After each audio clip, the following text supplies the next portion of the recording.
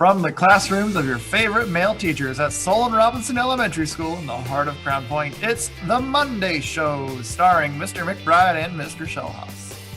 Today, join us as we share some announcements, play a game, and reveal the identity of our next mystery guest. All of this on today's episode of The Monday Show. Good morning, Solon Robinson, and happy February. It's hard to believe that we're already a whole month into the new year. Man, time is flying by so fast. It seems like the new year just began, but we're already having Valentine's Day this next weekend. This year is zooming by. And speaking of time flying by, we've had some items in our lost and found that have been sitting there for quite some time. Don't forget to stop by the lost and found at the front of the school to see if some of your missing belongings could be waiting for you. If you lost something last week or even last month, stop by, see if perhaps you can recover that long-lost item.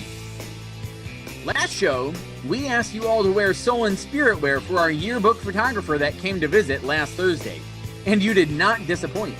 The whole school was full of cheerful school spirit, and thank you for showing your school pride. Speaking of the yearbook photos, if you would like your own yearbook to remember this unique school year, make sure you return your order forms and your money by March 5th. This book is full of photos of every kid and adult in the Beehive, as well as clubs, special events, and more. It's a perfect way to hold on to the great memories we've all been sharing this year. And one of these awesome memories happened last Tuesday on 100th Day. Many classes celebrated by dressing up to pretend that they were 100 years old. Let's take a look.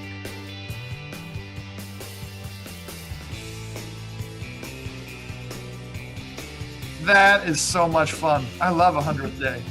Today is the first day of Solon Family Week. Spend this week focusing a little bit less on video games and alone time. Instead, spend some quality time with your family. What will your family do? Maybe you'll make dinner at home together or eat out. Maybe you'll have a movie or a game night. Some people may choose to do sports or an art project together as a family. The possibilities are endless. Make sure to share your special family events with the Solon PTO email or Facebook page, so these can be featured on an upcoming episode of The Monday Show. In other news, next Monday, the one right after Valentine's Day, is President's Day.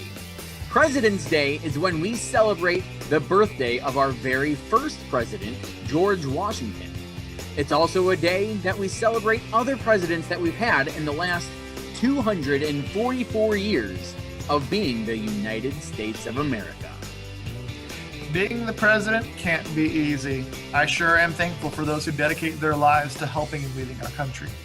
Speaking of President's Day, today's game is Presidential Trivia. Watch while Mr. McBride competes with today's mystery guest to see who knows the most about our presidents. But first, who is our mystery guest?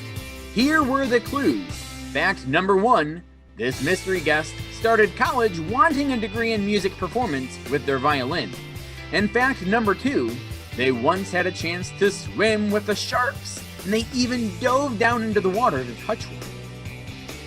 A violin player that swims with the sharks. This person is... Hi guys, surprise, it's me, Mrs. Cora. Yes, I got to go swimming with the sharks last summer with my husband. We were snorkeling and our guide asked us if we've ever touched a shark before. So he took us down into the water and they were laying on the ground and we were able to rub our hand up against the shark as it swam by us. It was the coolest thing ever. And I play the violin. I actually started when I was in 4th grade. So when they came to visit our school when I went to Eisenhower, and I played ever since and went to college for it. And then decided that I wanted to be a teacher and play the violin. So, yep. What cool experiences. Thanks for sharing. And now, let's put Mr. McBride and Mrs. Cora to the test with presidential trivia. Here's how it works. I'm going to share a fun presidential fact and then give our contestants 2 options of who it could be. Whoever answers the most questions correctly will win. And here we go. Question number 1. This president lost a lot of their teeth and instead had fake teeth made of ivory and gold. Could that be Thomas Jefferson or George Washington? Was it George Washington? It was. Nicely done. Question number 2. This president was first to live in the White House. Could it be James Monroe or John Adams? Was it John Adams? It was John Adams. Nicely done. 2 for 2. Question number 3. This person was the shortest president at only 5'4". Could it be James Madison or John Quincy Adams? James Madison.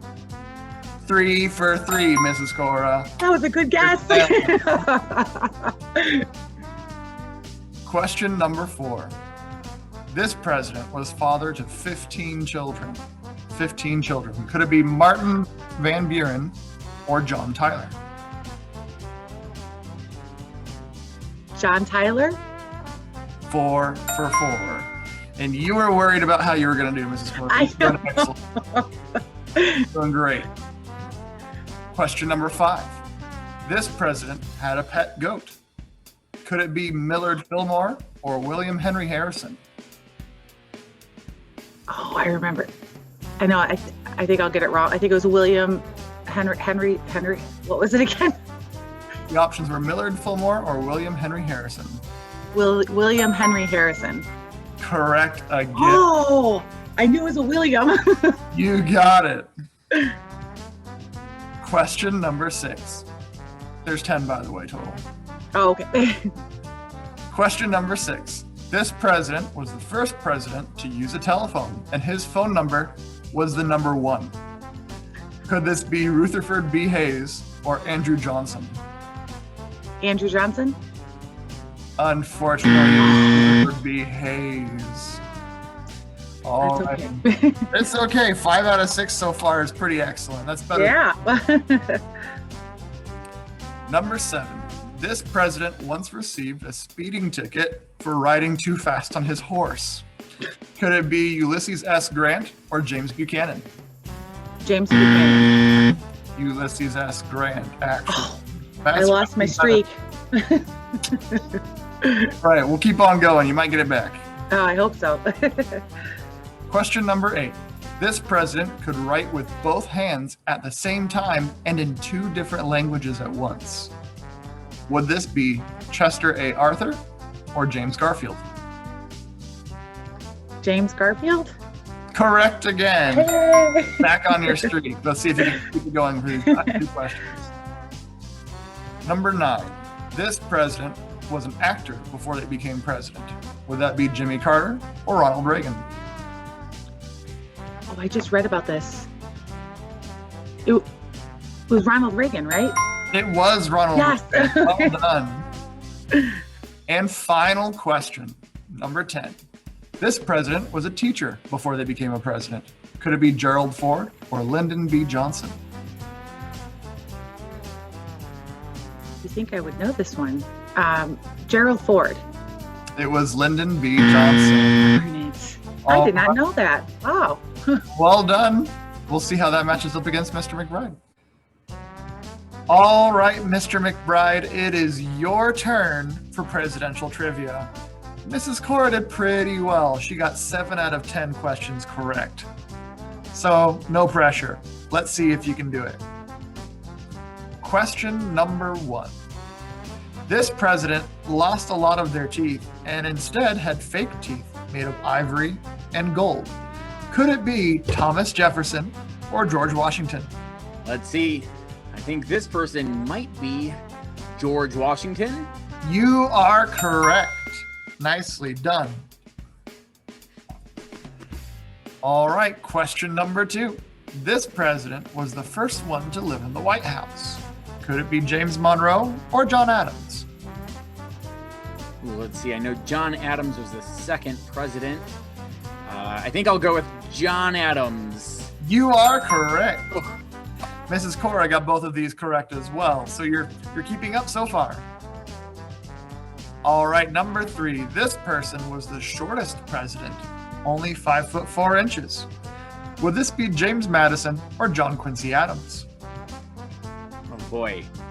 I might go with James Madison on this one. Correct again. All righty, number 4.